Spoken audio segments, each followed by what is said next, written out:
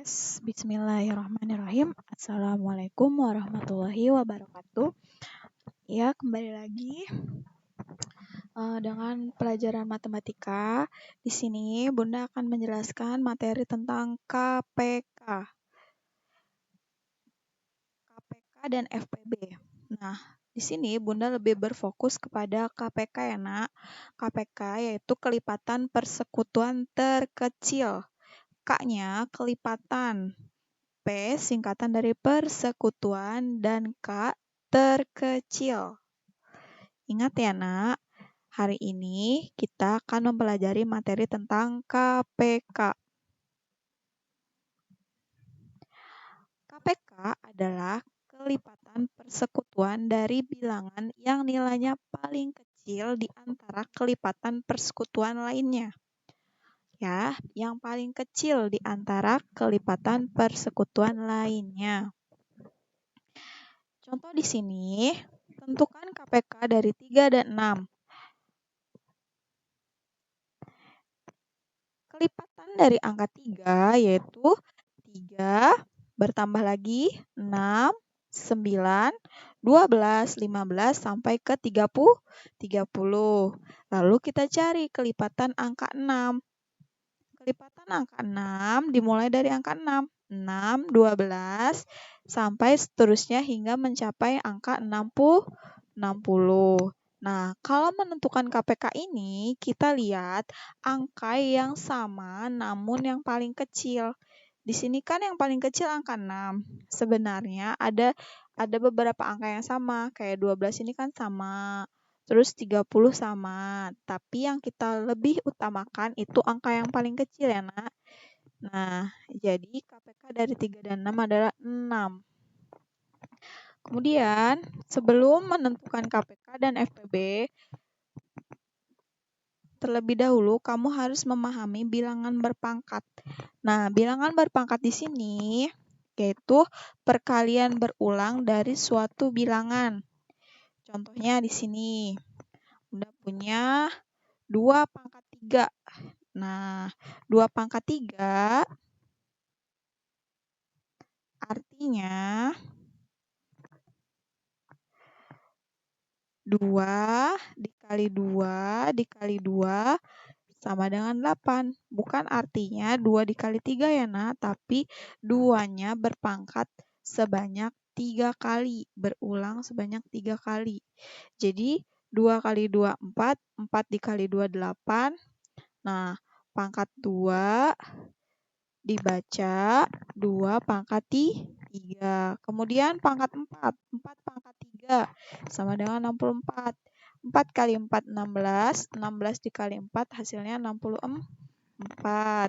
Dibaca 4 pangkat 3. Kemudian 5 pangkat 2. 5-nya berulang sebanyak 2 kali. Artinya 5 dikali 5.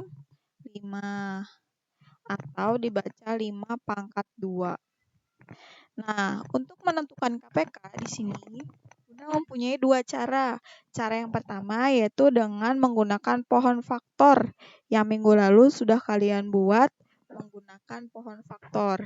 Nah, sebelum menentukan pohon faktor, ingat bilangan prima yang sudah kamu hafalkan. Bilangan seperti 2, 3, 5, 7, 11, 13, dan seterusnya. Angka prima ini harus kalian hafalkan ya, Nak, untuk lebih memudahkan kamu dalam membuat pohon faktor. Di sini Bunda punya satu contoh. Tentukan KPK dari angka 6 dan 8.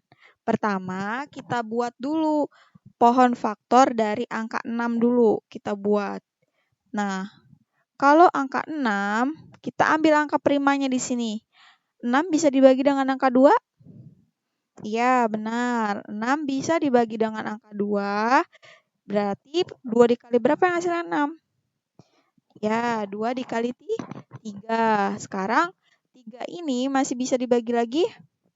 Tidak. 3 sudah angka prima, jadi cukup sampai satu tingkat saja pohon faktornya. Kemudian angka 8. 8 bisa dibagi dengan angka 2? Ya, 8 dibagi 2, perkalian 2 yang menghasilkan 8 yaitu ya, angka 4. Kemudian 4 kan bukan bilangan prima. Jadi 4 ini masih bisa digunakan pohon faktor. Kira-kira perkalian berapa yang bisa dibagi dengan angka 4? Ya, perkalian 2. 2 dikali 2. Nah, 2 ini sudah termasuk angka prima ya, Nah. Jadi, pohon faktor dari angka 8 mendapatkan 2 tingkat di sini. Nah, kita susun di sini. Kita susun angka 6. 6 hasilnya 2 dikali 3. Lalu angka 8. Nah, karena angka 8 kita ambil yang di depan. Depan, ujung. Kenapa angka 4 tidak dimasukkan? Karena angka 4 bukan angka prima. Jadi kita singkat saja. Untuk faktor dari 8 yaitu 2 dipangkatkan 3 karena 2-nya ada 3. Nah, kalau untuk menentukan KPK menggunakan pohon faktor, kamu ambil angka prima yang sama. Di sini kan angka prima yang sama angka 2 ya. Nah, namun kita pilih yang pangkatnya besar. Di sini 2 pangkat 3 dan angka 3-nya ini kita bawa. Jadi kalau menentukan menggunakan teknik pohon faktor, kamu harus ingat kalau ada angka prima yang sama, contohnya di sini, angka prima yang sama kan angka 2, maka kamu pilih yang pangkatnya terbesar. Nah, kamu ambil di sini 2 pangkat 3. Lalu, jika ada angka yang sendiri, seperti angka 3 ini kan nggak ada temannya, kamu ajak. Jadi, KPK dari 6 dan 8 sama dengan 2 pangkat 3 dikali 3. Fahimtum? Ya, mudah-mudahan kalian paham dengan penjelasan pohon faktor tadi. Sekarang, cara yang kedua yaitu menggunakan teknik tabel atau sengkedan. Ingat angka primanya, 2, 3, 5, 7, dan seterusnya. Kalau menggunakan teknik tabel, kamu harus hafal perkalian. Tidak sulit. Kamu hanya menggunakan teknik seperti ini. Misalnya kan angka 6. Angka 6 ini kita bisa bagi dengan angka 2. Nah, kalau tabel angka 6, kita ambil satu kolom sebelah sini ya. Satu kolom sebelah sini ini untuk angka 6 dan kolom sebelah selanjutnya adalah untuk kolom angka 8. 6 dibagi 2 sama dengan 3, lalu 8 dibagi 2 sama dengan 4. Kemudian kamu ambil lagi nih di sini, ada angka 3. 3 dibagi 2 kan nggak bisa. Kalau nggak bisa kita kasih tanda strip. Sedangkan angka 4 bisa dibagi 2. Nah, hasilnya 2. Kalau menggunakan teknik tabel, kamu harus menentukan angkanya sampai habis dibagi dengan angka itu sendiri. Nah, di sini kan 3 masih belum bisa kan dibagi 2. Tapi kalau yang ini 2 dibagi 2 mendapatkan angka 1. Nah, untuk kolom bagian angka 8 itu sudah selesai karena sudah mendapatkan angka 1. Kalau bagian kolom angka 6 belum selesai karena masih ada faktor 3.